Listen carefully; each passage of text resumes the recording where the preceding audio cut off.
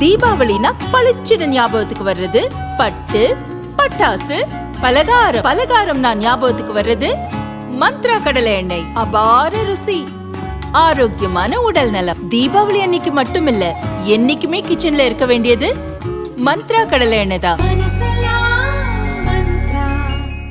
Wherever you go, whatever you do, throw a little at it. Omax, Vest and Briefs.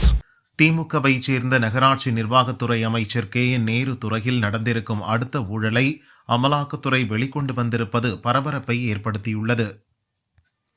ஏற்கனவே அவரது துறையில் அரசு வேலைகளை பணத்துக்கு விற்றதாக அமலாக்கத்துறை குற்றம் சாட்டியிருந்தது.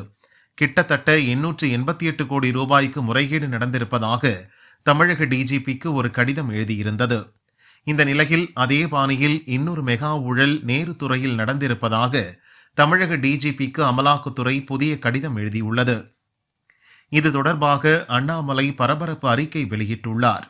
அவர் கூறியது, திமுக ஆட்சி ஊழல்கள் இனி வெறும் குற்றச்சாட்டாகவே இருக்கப் போவதில்லை.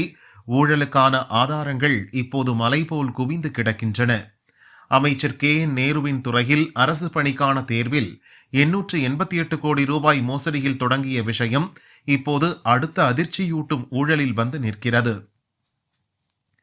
இந்த முறை 1020 கோடி ரூபாய்க்கு ஊழல் நடந்திருப்பதாக தமிழக டிஜிபிக்கு 252 பக்க அறிக்கையை அமலாக்கத்துறை சமர்ப்பித்துள்ளது.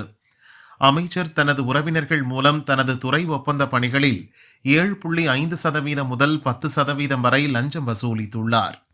இது மிகப்பெரிய கொள்ளை.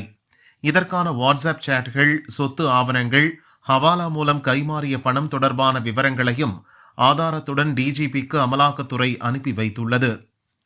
இந்த 4.5 ஆண்டுகளில் திமுக அரசாங்கம் மிக திறமையாக செயல்பட்ட ஒரே ஒரு துறை வசூல், கமிஷன் மற்றும் ஊழல் துறை மட்டுமே. முதல்வர் ஸ்டாலின் தாமதப்படுத்துவதை நிறுத்திவிட்டு அரசு வேலைக்காக நடந்த 888 கோடி ரூபாய் மோசடி மற்றும் ஒப்பந்த பணிகளில் நடந்த 1020 கோடி ரூபாய் லஞ்ச வேட்டை குறித்து உடனடியாக FIR போட வேண்டும் என்று அண்ணாமலை வலியுறுத்தியுள்ளார்.